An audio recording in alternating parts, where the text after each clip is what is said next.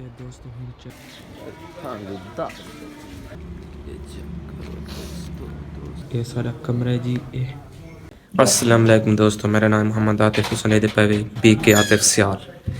दोस्तों आज लाहौर दी सारी यानी कि पहली दिहाड़ है ते बैर मैंने पे थोड़ा मुँह सामान हिलना है। ये सारा कमरा चेक करो, ये अलमारी ये चेक करो। बैर मैंने उतो आज के तो दिखाने बाहर का माहौल। ये दोस्तों चेक करो, बाहर निकले हैं, बाहर का माहौल चेक करो।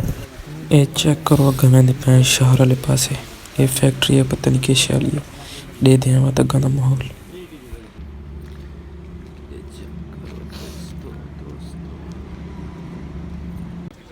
दोस्तों चेक करो, इतना बैठे इतना काम है थोड़ी जी वो करें देता है ते बात लेने हैं अपना सामान शमान गिनने हैं।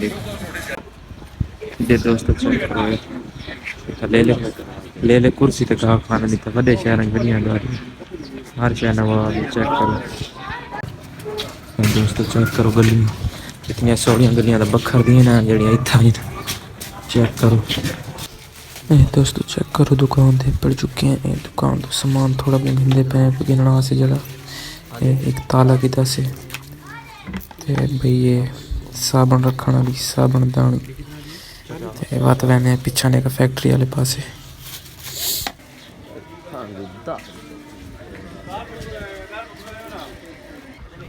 ये चेक करो कुकड़ी कुकड़ी है तो और सब्जी शब्जी इतों मिलती है।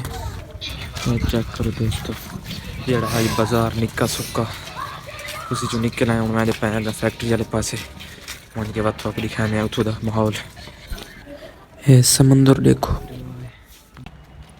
ये दोस्तों चेक करो बरसीन इतना भी है सही है निके ये पर फैक्ट्री चेक करो कि ये बरसीन है यानी कि इतने कोई माल रखी पी है। ये चेक करो गुए इतने थप्पे खड़ो थे चेक करो तो चलो कच्चियाँ करना थे उन्होंने इतना पक्कियाँ करना थप्पे खाने इतना फर्क हो नहीं निज़ाम वो है यका। ये दोस्तों हम चेक करो मिल वो वधी मिल है सही बस फैक्ट्री दे नाल आवने हम मैंने अब तो फैक्ट्री दे अपने कमरे दे समान शमान सेट करे ने तो आपको दिखाए ने। दोस्तों चेक करो फैक्ट्री गेट है इसका चेक करो एक गेट ते पड़ चुके हैं ते अंदर मैंने पहना कि तो दिखाए ने अंदर का माहौल। दोस्तों चेक करो फैक्ट्री अंदर का माहौल फोन है ना जी हाँ ता तो वीडियो बनाना पता आईफोन कह रहा है। ये दोस्तों सारा कमरा है, कमरे में हम अब दाखिल हो रहे हैं। ये चेक करो दाखिल हो चुके हैं। ये जने सुते पे मोबाइल चले पे ये सारी अलमारी इतना सामान शमान सेट करेंगे तो बाद मिल गए। दोस्तों सामान शमान सेट कर छोड़ा से हम सुते पे इतना आराम दे वेली दिहाड़े का। ये चेक करो ये सारा कमरा है जी। ये सामान शमान कुंजे पैन ये जहाँ इन पिए ये चेक करो ये बाहर का माहौल समझ इतना नहीं आती ये का कमरा है।